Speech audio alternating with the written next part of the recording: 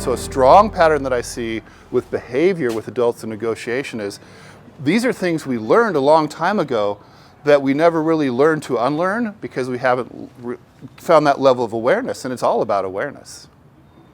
It's all about being conscious of what's going on as opposed to being directed by subconscious. Okay, next outcome. Win-lose. So win-lose negotiators have what I call the fixed pie mentality. They look at the world and they say, okay, there's this much. So if I'm going to get more, you must get less. So this last thing we did, the setup, it's called the conundrum negotiation. I call it the conundrum because I designed it. It's not an accident, and there is no outcome. It's all a zero-sum game. It's designed that way. You guys just didn't know that. My personality, that was very much win-lose. Okay? I want the money for me. I care. Therefore, you must get less. And that's the only thing that I can see because that's my limited point of view. Okay? So wait, so you're saying that win-lose is kind of like what you're playing, like I must win, and therefore you're going to lose? The only way I get my money is if you get less.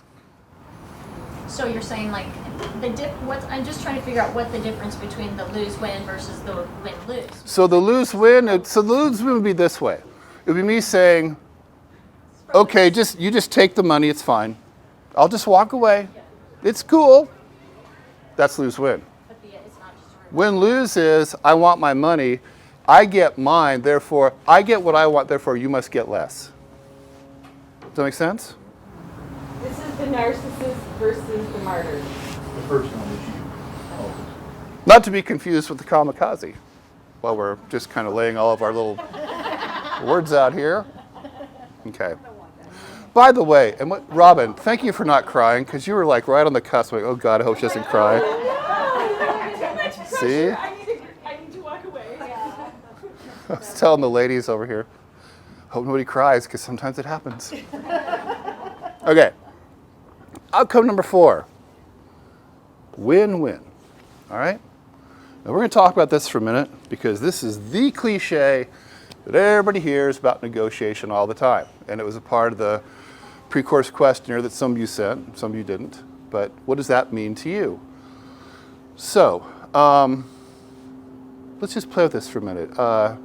Kyle, by the way, Kyle is from Washington Federal. They're one of the sponsors today. They're buying lunch. He'll be up talking during lunch for a minute. So Kyle, what does win-win mean to you as a business person? So a person I would be negotiating with, when we leave the negotiation, both parties walk away with what they wanted walking away. Okay, so both parties leave with what they wanted. What does it mean to you, Cindy? Both parties walk away thinking that they screwed the other. Oh. So what an interesting thing, right? Same question, 2 completely different answers. What does it mean to you, Matt? I would say, like, expectations in your own mind whenever you say, I want 470, and really you're willing to accept 450. But if you get 470, then you're like, And so expectations of what you're really willing, not showing all your cards, same thing with the other side. They didn't show all their cards, and they walk away with what they wanted. Okay. Jessica, what does it mean to you? What does the win-win mean? Yes, ma'am. I feel like it's a compromise on both sides. A compromise. So define the word compromise. Everybody gives something to make the end goal happen. That's how you define compromise? Well, everybody pitches in to make a way to make it work. Okay. We're willing to give up enough to Are we gain talking enough. about a win-win? I think that's It a doesn't, win-win. the outcome is still adequate.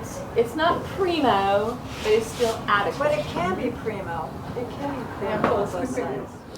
So Jody, how can it be primo? What needs to happen for primo-ness to occur, if that's a word? If the original, let's say, if the original expectation of a buyer for that $500,000 listing was that they might have to pay $650 for that house, if they offered $470 and got it, they would be thrilled. And if the seller was able to take that offer and go on to their next and still net the same that they expected to net, then as is. Okay. Let's use a simple story. Has anybody here ever heard the story of negotiation, the two little girls, and the orange? Oh, good. Okay.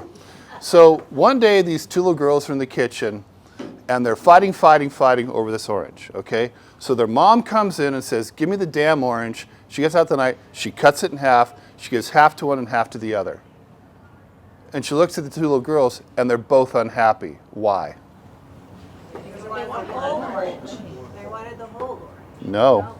They wanted to cut it. No. Cut it? It wasn't their decision. They wanted Nope. the apple. They wanted to win. Because one wanted the rind to make bread and one wanted the inside to make juice. Okay.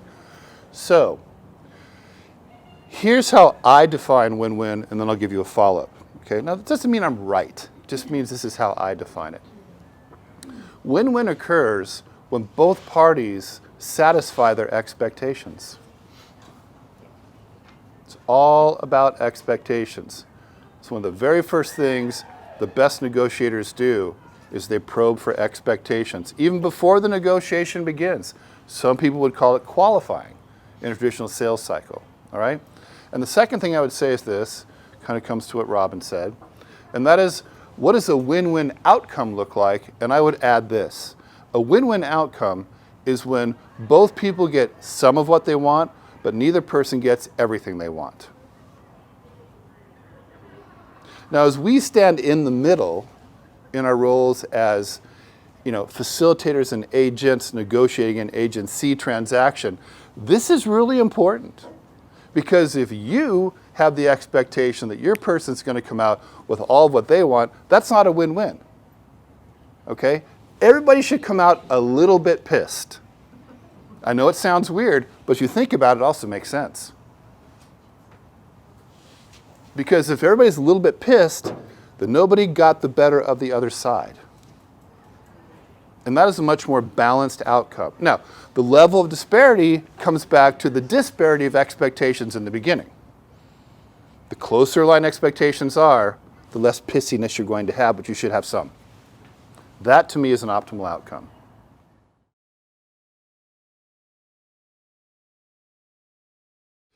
In Module 2, I cover a handful of really important things that we usually can unpack from the conundrum negotiation of Module 1. And one of them is the role of time in a negotiation. And there's two things that I bring up about the role of time in a negotiation. First one is that most of the deal points, most of the concessions, most of the things that parties ultimately have to live with when the negotiation is done are actually made at the end of the negotiation, not at the beginning, not in the middle.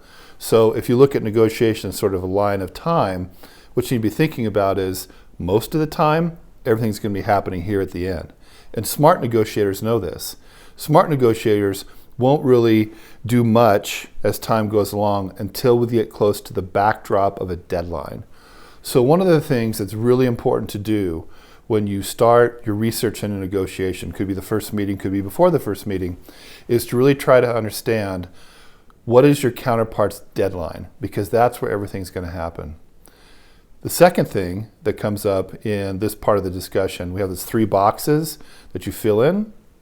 So one box is called the zone of possible return. Then there's the point of no return. Then there's the zone of no return. And what it means is this. When we look at the context of time in a negotiation, from the beginning as we go along, we come to this point. And when we get to this point, there's a time decision that's made, either consciously or subconsciously. At that point, you could stop the negotiation, kill the deal, go back to the beginning, and not really have lost much. Now, it's going to be a pretty short period of time in many negotiations. Once we get beyond that, I'm actually going to lose more if I don't go to the end and finish than if I come back to the beginning and start over. That's called the zone of no return. It happens when you cross the point of no return. So what smart negotiators do is they recognize the role of time in the negotiation. And what they try to do is to get their counterparts to make more investments of time in the negotiation. Interestingly, a lot of the research shows that investments of time are actually much more powerful than investments of money. Now, you might not believe that, but it's true. So the more you can get your counterpart to be committing time and their investment in the negotiation, the stronger position you are in terms of your power. All right? So that's the important points of time in a negotiation. So one of the things we talk about in the real negotiation training is what are some of the things that people can do after they leave the course to become better and more effective negotiators. And so one of the things we talk about is using eBay as an after-course follow-up. Now, pretty much everybody knows what eBay is, but kind of surprisingly to me, not everybody does it, and that's fine. But there's a couple things that you need to know about eBay and to think about when you're on eBay as a negotiator, okay? So the first thing is the difference between an auction and a buy it now. So a buy it now is basically a take it or leave it kind of a negotiation. Very similar to just buying something at retail at a store. Auctions are different. Auctions are where the seller sets the price. So let's talk about the buying side of an auction for just a minute. The thing I like most about eBay is it will teach you about how you approach negotiation. So for example, are you a low baller? Do you offer full price? Or do you maybe even offer overprice if you really want something? Those are all things you learn about yourself as you go through the bidding process. eBay also has a sold item button. You can actually research and look and see what your item is sold for so you can set your threshold. Do you do that? Are you a researcher? If you're not, you should be. It's free, it's right there. And I think the other thing that eBay will teach you about is how you react to certain sellers on eBay. Now, I bought and sold a lot of stuff on eBay, and I really like it. But you know, every once in a while, you run across people who aren't so fun to deal with. You know, I had a buyer recently who bought some camera equipment from me, and he was all upset because he said it didn't work. Yeah, it did. I know because I tested it. And I don't think that it was damaged in shipping. What he didn't know how to do was how to use it the right way. So I went back and forth a few times, and I finally realized that he basically didn't know what he was doing, so I gave him some instructions, and everybody was cool. But it was the lead up to that that was very interesting. He was a buyer who thought, oh, I can just open the box and plug and play and it works. Well, not with this item. You actually had to have some level of competency to know what you're doing for it to actually work. That buyer did not have that competence, so I helped him get there. That's just one story. If you don't have an eBay account, you should get one.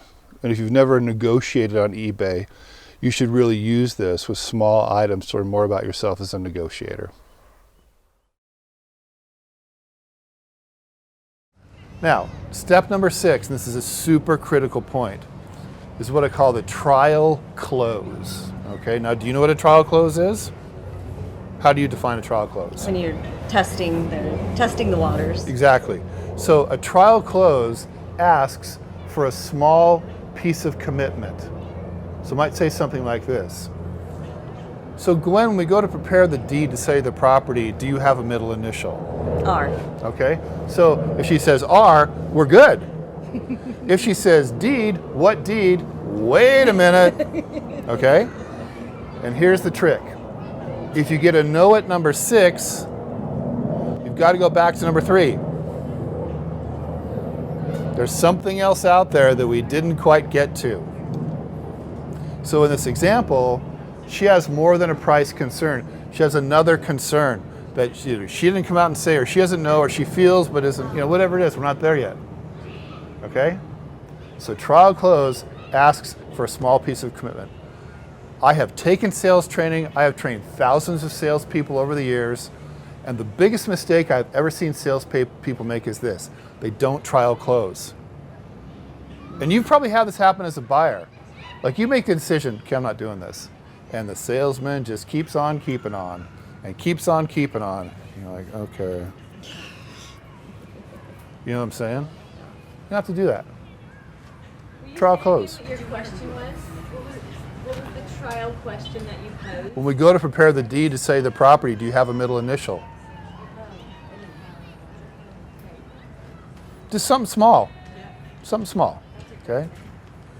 Now, Would another one be like asking where their furniture would look best, or how they see a room, or that? yeah, I understand your question, and this is like not one of those right-wrong things, but if it was me, I probably would have done that already. Okay. Because what I'm trying to do at this stage in this example of handle objection is what? What am I trying to do? What does that look like? She signs the damn paper. Of course, we don't say it that way, but. Okay, so that brings you to the 7th step in the model. And this is another place where I see many, too many salespeople fall apart. Okay, and I was prompting some of you today, and a couple of you heard it, a couple of you didn't, but get to the point of it, man, woman, whoever you are. Okay, so we get to say something like this. You know, Gwen, you've been a great negotiator, and I think you're a smart buyer. I think we found a way for this thing to work for you. The next step is, I just need your authorization on the paperwork. And as a good salesperson, I have paperwork prepared. We're sitting at a table. I push it across to her. I hand her something to sign with. And then what do I do? Shut up. Yes. Shut up. I only have one exception to this rule in real estate, and that is as follows, because I tend to work on fairly complex transactions. If the person sitting across me says, I need my lawyer to review this, I never tell them not to. It's situational, use your business judgment, but that's that. But ask for what you want. It is the thing. I've seen so many people just at the end just go, okay, well, enough, if you're interested. And they walk away. I'm like, what are you doing? What are you doing? And sometimes your counterpart, the buyer, they want you to give them permission. They're like, just tell me what to do here, damn it. Sometimes. Sometimes they're afraid. They just need some reassurance. Can I tell a story? Please. When I bought my first house, I was 19 or 20, and I told the Like 3 years ago? Yeah, just got done renovating it. And I told my real estate agent when she pushed the paper and pen across the table to me that I needed to talk to my dad. And she asked me if my dad was going to live there. Really? So she did? She was like, I think she said, can you afford this? Are you comfortable with the payment? And is your dad going to be the one living there? And I was like, oh, I can do it, okay. Was that So- offensive to you at all? Or No, Yeah. it was, well, maybe a little bit at that age. It was a little intimidating to me, but the point was, like, She took we your had place. covered all the bases. I loved the house. I could afford it. And I didn't need my dad's blessing. You know, he would obviously have approved it. So let me try that a different way. Okay, because when I listened to that, that seemed a little offensive to It- me. Did you guys think so? I mean, it worked. All right. So I probably would have said something like this. Now, can you go back 3 years to when you were 19? Yes. Okay. So Gwen, this is a big step. First house, right? Feel a little bit scared? Yeah. I would. Remember when I bought my first one, yeah. But you know what? This is a rite of passage, and you're an adult, and this is your time to come into your own. I understand that you want your dad to, look at it, but do you think he wants you to do it? Okay. Well, you're the adult now, and when you're ready, I just need you to prove this, and we can make you a homeowner. That's much softer. So that's how I would have done it. Yeah, that's the style part. Class on negotiations. No, Yeah. she didn't. But the way you said, I think a lot of us thought at first, boy, that's a little abrupt.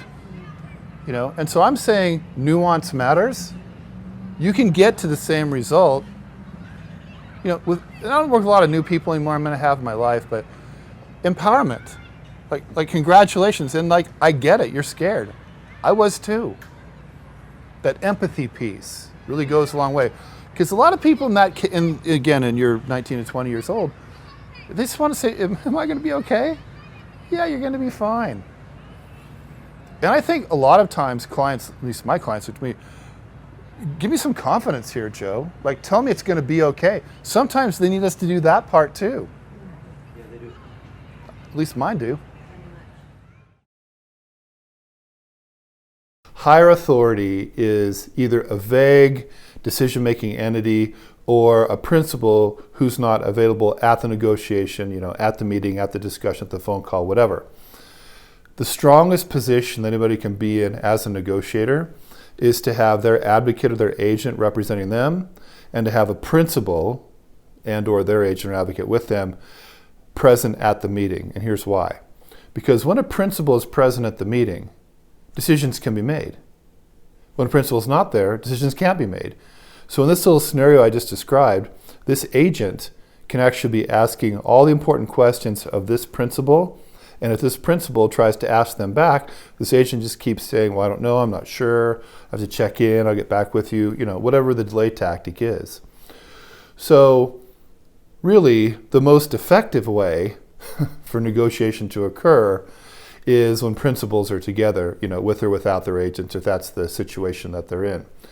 But this higher authority thing, this I can't decide right now, this I don't have power, I don't have authority in the negotiation, it's actually the strongest position you can have as a negotiator. And the irony of it is, most people don't really see it that way at all. And one of the things that I say in the workshop is that this is a very American kind of a thing. Americans want to say, I'm in control, I'm in charge, the buck stops with me, all that sort of American rhetoric. People from other countries know better. They just do. At least that's based on the research that I've done about this topic. So higher authority is super important. Know what it is. Use it to your advantage when available. Know what it's being used on you. Okay? All right.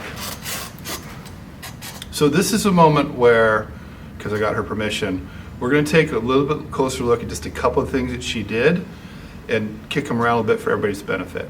Okay, so I'm going to start with this.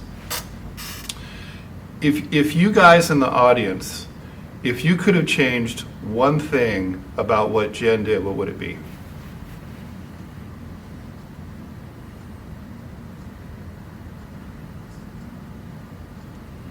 Should say I a lot. I completely agree. When you got into it, and you did what you always do because we always do what we always do, it's habit stuff. You were very much this is what I want, okay? Be cautious about that. Yes, you need to tell people what you want, but my advice, my counsel is it's a real easy sticky thing to remember. 80-20, 80-20, 80-20. Listen 80% of the time, talk 20. This is, now here's where the next one or two people that go are going to have a little bit of advantage with the first two. Remember I said yesterday about questions? Open-ended questions, closed-ended questions. Open-ended questions ask for more information. Closed-ended questions are like deposition questions. They lead the person to a yes or no answer. So this kind of an environment, this discussion, is very conducive to open-ended questions. Okay? I'll say two more things. First one is a personal thing. I'm going to be the only person this applies to, okay? When somebody starts telling me value, value, value, it's a total trigger for me. It shuts me down, okay? But, and here's the second thing, I loved the way you were working towards monetizing the value of the staging. That was brilliant. Yeah. That was brilliant. And everybody should think about what she did in her role play. That was brilliant. That kind of a thing where you can overcome an objection by saying, but I'm bringing this to you and this is the dollar and cents value of it, that can totally shut down people's money objections. So that was brilliant. All right. Anything else? Jen, what do you want to say? How do you think you did? I think I said I too much. Hey, we're in class. This is where we learn. Okay. Hey, good job. How about 5? Yeah. Okay, who do you have to talk to? Me. My husband. Hi, Jack. Oh, we're married? Awesome. I've been trying to do this for like 10 years. You are a lucky man. Boy, you have no idea. Okay. Couple notes I want you to make, everybody, okay? Okay, so number one, Who knows what an elevator pitch is? You ever heard that term before? Elevator pitch? Yes. Okay. So, Marie, what is it to you? What does it mean to you? Or, I'm sorry, not Marie, Marcia. Yes? Define elevator pitch. Oh, an elevator pitch is a 1 to 3 minute synopsis of your value. Yeah, it's your best selling speech, and it's very short and condensed. Okay? Everybody here right now who is a listing agent should think about their elevator pitch. The strongest 2 or 3 things that you can come up with. And once you come up with that pitch, you must practice it. Practice, practice, practice, practice, practice. Super important. Okay? All right. The next thing I want to point out, and this is something that I noticed on yours, Shannon, is that, and people do this all the time, they're saying, well, it cost me this much money. I have to do this, I have to do that, right? And yes, that's true, but when you're trying to persuade somebody, they couldn't care less about your cost of doing business. They care about what they're going to end up with. So the next word I want you to write down is this word, super important word, empathy. Empathy. Not sympathy, empathy. Empathy is, how is it for the other person? And 90% of your speaking, which should comprise 20% of the meeting, should be laser focused on, here's how you are better off with me than without me. Because that is what people are listening for. How are you going to make me happier? How are you going to make me richer? The benefit to them. Exactly. You're a really smart wife, you know that? Okay. So, Shannon, does that make sense? Okay, good. Yeah, it does. Yeah. Good. So I need more empathy, and I need an elevator pitch. Well, I think we all need more empathy, as I defined the word, and we all need an elevator pitch, and we all need to practice that. So at the end of the day, I'm going to talk about something called features and benefits, and we'll kind of touch back on that a little bit more. Okay? Okay. My heart is pumping.